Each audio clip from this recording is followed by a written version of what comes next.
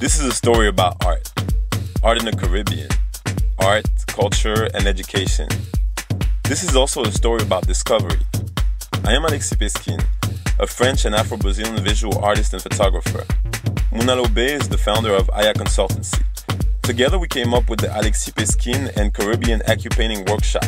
The participants of this one-of-a-kind art workshop will refine their skills in photography, graphic and digital design, filming, editing, and of course painting. The participants will construct a number of monumental pieces as well as visually record the process.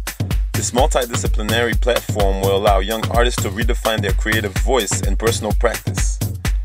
The results: an exhibition showcasing the collective talent of the group, paintings, digital photographs, and a video documentary. The added value: exploring cultural identity and promoting cultural exchange.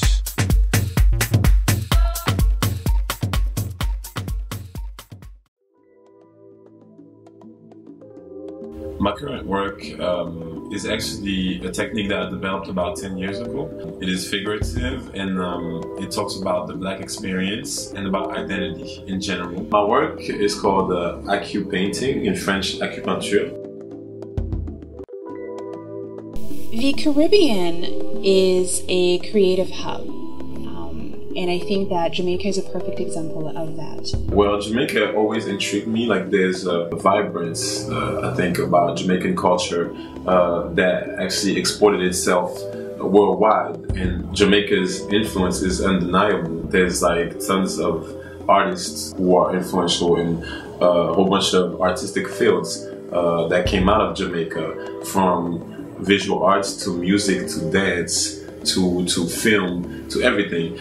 Artistically, I have many influences, anywhere from Jean-Paul Goude, whose work became really famous by working with Jamaican model and artist Grace Jones. I have influences from, they don't just come from visual arts, they come also from video, from cinema. People like Hype Williams, who also filmed a lot in Jamaica. People like Andy Warhol, people like Jean-Michel Basquiat.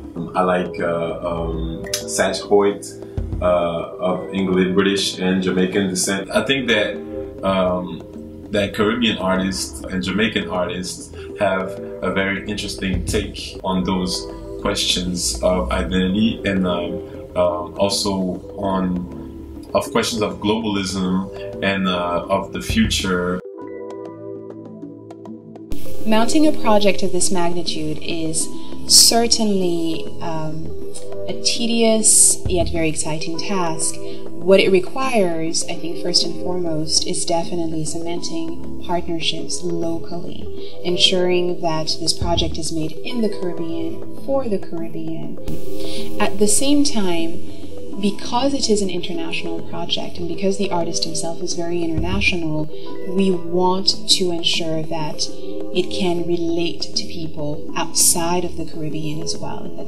The main objectives of this project, I think one is certainly to foster a creative environment for budding artists, art students, art lovers, people who believe that art can be more than a hobby, but certainly a career. So I think the second objective is also to really infuse that idea of collaboration and cooperation. And I would say the third objective is also to ensure that Jamaica is as exposed to what is happening internationally in the art world as possible, and that Jamaica also becomes a part of that global discourse, artistically and creatively.